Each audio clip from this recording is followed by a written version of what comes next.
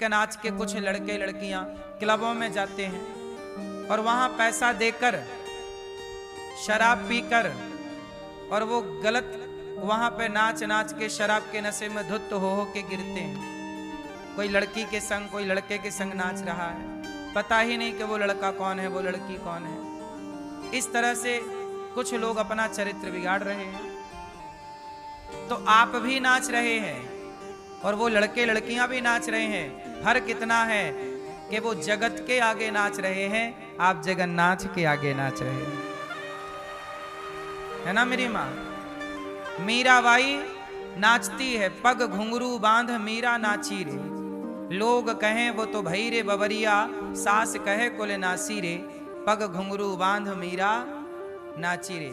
मीराबाई नाचती है, पर किसके लिए?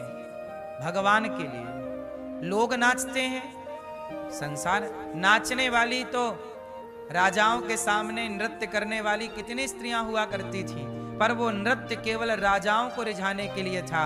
मीरा का नृत्य जगत के पालनहार को रिझाने के लिए है। तो नाचना तो है ही, तो आओ भगवान के आगे नाचे, हाँ या ना। इसलिए भगवान की कथा सुना करो। हमारी मैया श्रीमती रामवती मैया ने बढ़िया आयोजन का बच्चों तक आयोजन पहुंचाया, कथा पहुंचाई। दिनेश शर्मा जी, संगीता शर्मा जी, आपके पुत्र दिनेश जी, अजय शर्मा जी, अरुणा शर्मा जी, आपके पोता साहिल शर्मा जी, पुष्कर शर्मा जी दिल्ली से मैया आई हैं और आज इन्होंने गौदान की सेवा की, अन्न क्षेत्र की सेवा की, रसोई की सेवा, गौरी गोपाल में जितनी सेवाएं चल रही सभी सेवाओं में मैया ने अपना नाम लिखवाया है। एक बार तालियां बजाइए हमारी मैया रामवती मैया के लिए। माँ बाप के पुण्य से ही बच्चों की तरक्की होती है। बाढ़े पूत पिता के धर्मा, माँ बाप पुण्यात्मा हैं तो बच्चों का यश कीर्ति बढ़ती है, और माँ बाप पुण्यात्मा नहीं होंगे तो बच्चों का यश कीर्ति नहीं बढ़ेगा। माँ बाप पुण्यात्मा होंगे तो बच्चे धर्म से जुड़कर आगे बढ़ेंगे, पुण्यात्मा नहीं होंगे तो फिर वो रास्ता भटक जाएंगे।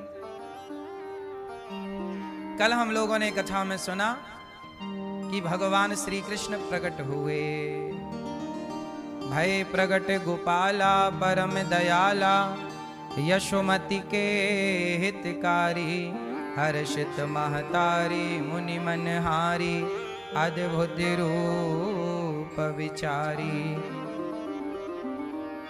गजब का स्वरूप प्रभु लेकर के आए। जब भगवान प्रकट हुए तो वसुदेव देवकी ने भगवान की स्तुति की, मथुरा में प्रकट हुए, गोकुल भगवान को पहुंचाया गया और यशोदा मां ने कन्या को जन्म दिया था। कृष्ण को रखा वसुदेव जी ने, कन्या को वापस लिया। वो कन्या कौन है?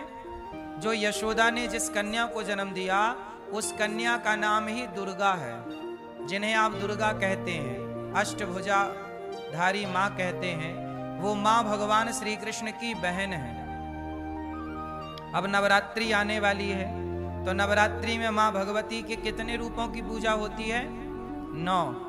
प्रथमं शैलपुत्री च, द्वितीयं ब्रह्मचारिणी, तृतीयं चंद्रघंटेति, कूष्मांडेति, चतुर्थकम। तो ऐसे भगवान मां भगवती 9 रूपों में पूजती है। कितने रूप हैं मां के? 9। प्रथमं शैलपुत्री च, द्वितीयं ब्रह्मचारिणी। देखिए ब्रह्मचारिणी मैया का नाम है। स्त्री और पुरुष दोनों को ब्रह्मचर्य का पालन करना चाहिए। ब्रह्मचर्य का पालन करने के बाद लंबे समय तक ब्रह्मचर्य का पालन करिए। इसलिए हमारे यहाँ विवाह के पहले लड़का लड़की दोनों ब्रह्मचारी होते हैं और विवाह के बाद फिर वो गृहस्थ में प्रवेश करते हैं और सारी मतलब 20 साल 25 साल तक उन्होंने ब्रह्मचर्य का पालन किया, अपने को तपाया, साधा। इसके बाद जब वो लड़की और वो लड़का दोनों का संयोग होगा तब जो संतान होगी वो श्रेष्ठ विचारों वाली होगी, क्योंकि ब्रह्मचर्य का पालन किया गया है। क्योंकि जिस पदार्थ से बच्चा बनता है वो पदार्थ जितना मजबूत होगा संतान उतनी मजबूत होगी। बात समझ रहे हैं? किसान खेत में बीज बोने के लिए मजबूत बीज ढूंढ के लाता है। जितना बढ़िया बीज होगा उतनी बढ़िया फसल होगी। बात सही है कि गलत है? इसलिए हमारे ऋषि मुनियों ने कहा पहले ब्रह्मचारी बनो। विवाह करना है तो पहले ब्रह्मचर्य का पालन करो। लेकिन आजकल विवाह के पहले ही कुछ लड़के लड़कियां लिव-इन में रह लेते हैं, और जब लिव-इन में रह लेंगे तो आपका ब्रह्मचर्य नष्ट हो जाएगा, और जब नष्ट होगा तो फिर संतान जो होगी वो कमजोर होगी। हाँ या ना?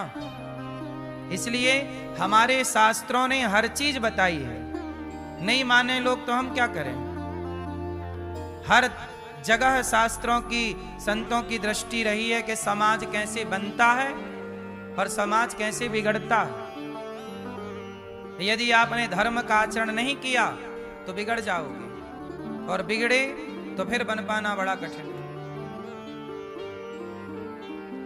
भगवान को लेकर के, श्री कृष्ण को लेकर के नंद बाबा के यहां गए।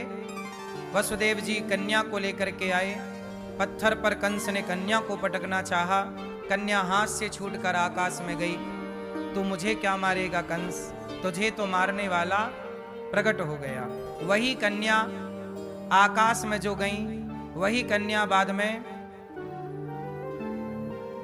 अष्टभुजा, 8 हाथ और सुंदर स्वरूप बनाकर कंस को दर्शन दिया। कंस थर थर कांपने लग गया।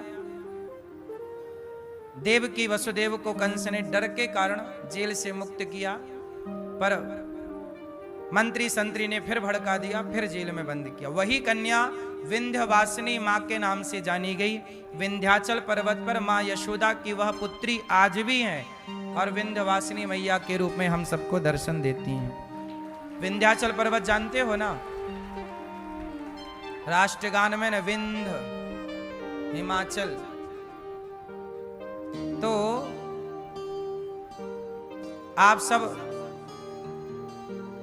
विंध्यवासिनी मैया को यहीं से हम प्रणाम करें। आज वर्तमान में जो मिर्जापुर है, उत्तर प्रदेश, मध्य प्रदेश, और मिर्जापुर मध्य प्रदेश से बॉर्डर लगती है, वहां से, वहां पर विंध्याचल पर्वत पर आज भी विंध्यवासिनी मैया का मंदिर है। मिर्जापुर, वर्तमान में मिर्जापुर कहते हैं। तो यशोदा माँ को पता लगा कि मेरे छोरा भयो है। अब तो यशोदा माँ गदगद है गई, नंद बाबा है गए गदगद, और खूब उत्सव मनाया गया, बधाई लुटाई गई।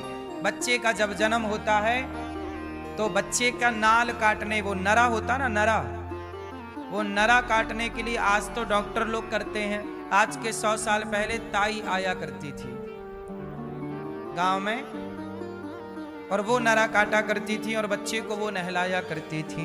बात सही है कि गलत है?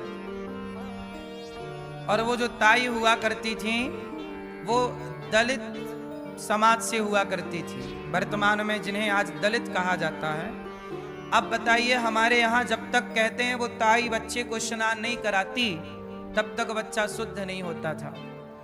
अब सोचिए कि जिन माँ के स्नान कराने से आप और हम शुद्ध भये, भला वो जाति, वो समाज अशुद्ध कैसे हो सकती है? वो अछूत कैसे हो सकते हैं? इसका मतलब हमारे यहाँ कोई भी समाज को कभी अछूत कहा ही नहीं गया।